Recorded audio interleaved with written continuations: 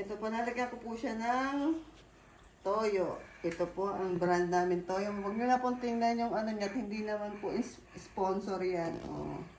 Nakikigamit lang po ako niyan dahil yan po ang aking brand ng aking mga niluluto. Pagdagan ko pa po ng paminta. Yan, isasalang ko po ito para palambutan. Pagka malambot na po siya, tsaka ko siya igigisa at lalagyan ng tomato sauce, tsaka itong gata. Tsaka ipiprito ko siya yung mga patatas at carrots. Kailangan yan iprito bago siya ihalo. Eh mamaya po, pakikita ko pa rin sa inyo kung paano ko siya igisa. Ipe-pressure ko po ng konti at gabi na at maghahapunan na po ang aking mga pamangkin. O ito po, lalagay ko na po siya sa pressure cooker.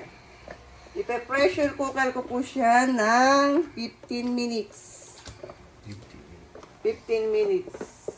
Ayoko po nung lumambot na siya ng gusto dito kasi gigisa ko pa siya mamaya. O, dadagdagan ko siya ng pampalasa. Alam nyo na yan. Seasoning. Yan. Para lalo siyang sumarap. O, piprito na po natin ang mga patatas at carrots.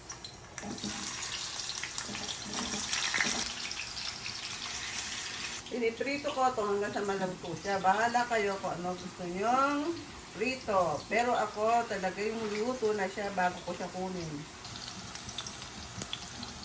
Ayan po, luto na siya. Tatanggalin ko na po siya. At yung carrots naman. Carrots naman po ang ating ipiprito.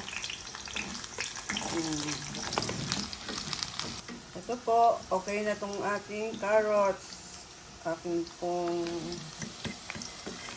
pahanguin. Malambot na po siya. Kukunin ko na po siya para igisa ko siya sa panibagong kasirola. Yan po. Iiwan muna natin ang kanyang sabaw.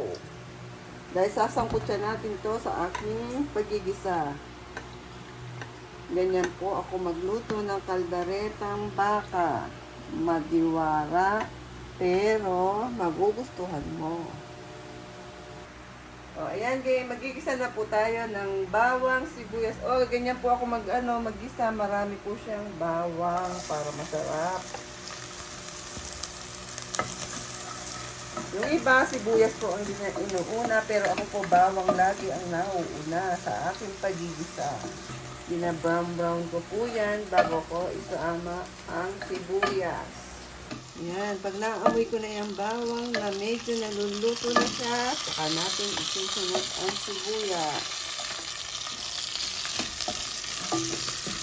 At suwete. Tampakulay.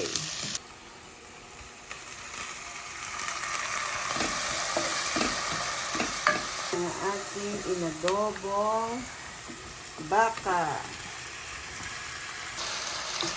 Yan. At lagyan natin konting bitchin. Optional lang po yan. Kung hindi kayo nag-bitchin, is okay naman po. Ayan, konti lang. Nalagay ko na po ang tomato sauce.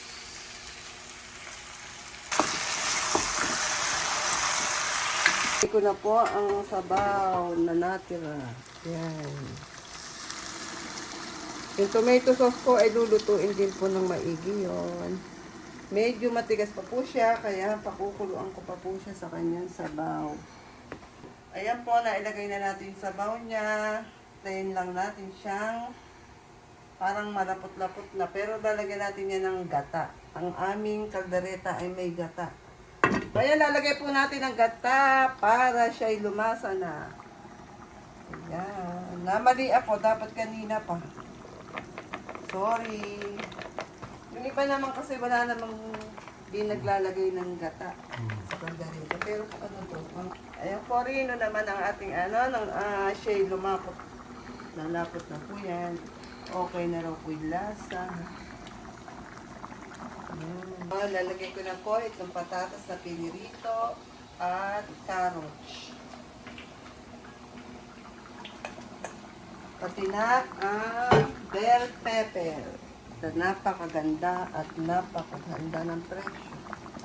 Isang piraso, 100 plus ng bell pepper. Pero malaki naman yung bell pepper. Oh, lumapot na pala. Ayan. Oh, ganda na ng ano. Oh, dahil sa gusto nyo ng may sabaw. Ayan. Ito na po ang finished product ng aking kaldaretang baka. Yan po ang aking ganyan po ako kaldaretang baka. Ito na po, titikman na po natin ang aking linutong kaldaretang baka. Oh, napakaganda ng kanyang tsura.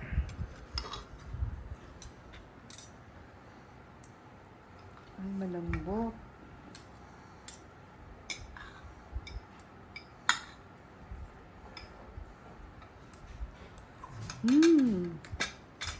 Sarap. Thank you po sa panood ninyo.